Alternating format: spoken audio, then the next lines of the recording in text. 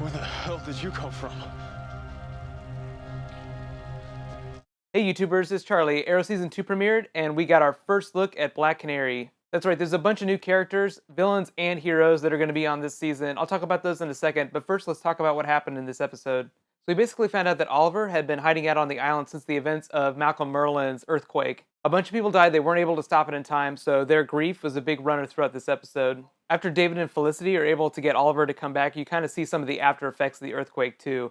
The new group, the Hoods, are going to be a bit of an antagonist. Obviously, the League of Assassins are going to be a much bigger villain this season, but we haven't met them yet. It's also hard to tell if there's a connection between them and the Hoods, but the Hoods in this episode basically kind of look like they were operating on their own. So like the title City of Hero implies, there's a lot of vigilantes now in Star City, not just the actual Green Arrow vigilante. It turns out Roy has actually been following in his footsteps. We don't know exactly which episode the Red Arrow will make his first appearance in costume, but Roy is definitely the Red Arrow. Obviously, the other vigilante is the Black Canary, so I'm expecting the next episode, Identity, that's the title of episode 2, to kind of deal with her a little bit more. Since she was introduced in a scene with Roy, I think his storyline will kind of deal mostly with finding out who she is, but obviously Oliver's going to run into her at some point.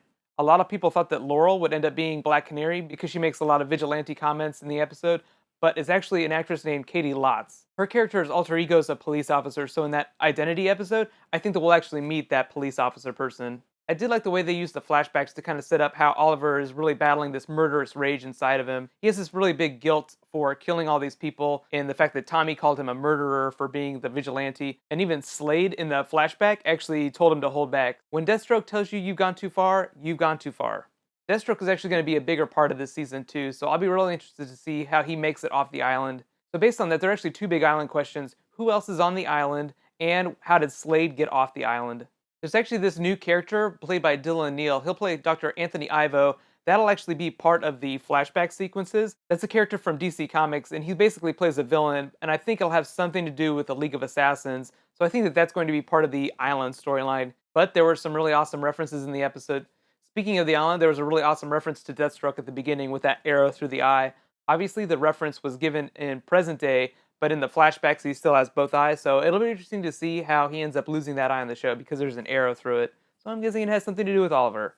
I like the Arrow Cave. It's just really keeping more in line with the fact that he's slowly becoming Green Arrow. He hasn't really called himself Green Arrow on the show. He's still basically the vigilante, but this season, he'll actually become Green Arrow, so to speak. And in addition to that, we're actually going to see the Sinister Six, and there are a whole bunch of new DC characters. So in the next episode, we'll actually see China White and Bronze Tiger again. Michael Jai White will be playing Bronze Tiger. The interesting thing about his character is that he doesn't really consider himself a villain. Most of the League of Assassin people and the other villains in this season actually will be like that. They'll basically be like vigilantes that are just going too far. They won't be evil in the way that John Barrowman's character was evil. That idea was just kind of teed up in this episode, just being the line between justice and murder. So that's going to be a big continuing theme throughout this season.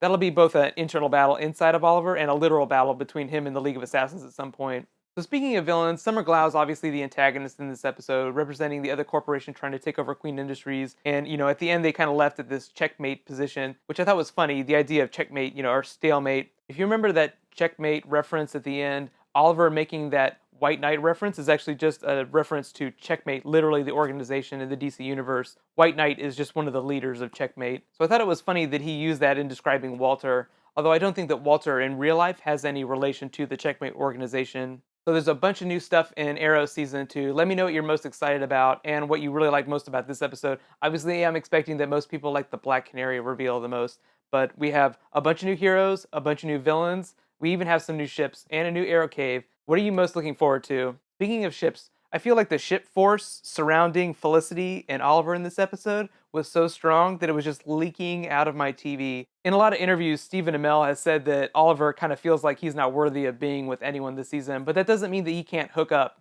Either way, in other big news tonight, I'm doing a video for American Horror Story Coven. I'll be posting that video tomorrow morning just because it airs really late on television. Be sure to subscribe to get it. I'll also be posting my Game of Thrones Season 4 Cersei video tomorrow too. I just kind of had to postpone it just because I had so many TV videos to get out this week. Friday's Legend of Korra and Walking Dead is coming back on Sunday, so get excited. There's so much awesome TV happening right now. In the meantime, you can click here to watch my Supernatural Episode 1 video, and you can click here to get all my Agents of S.H.I.E.L.D. videos. Thank you so much for watching. High five. See you guys tomorrow.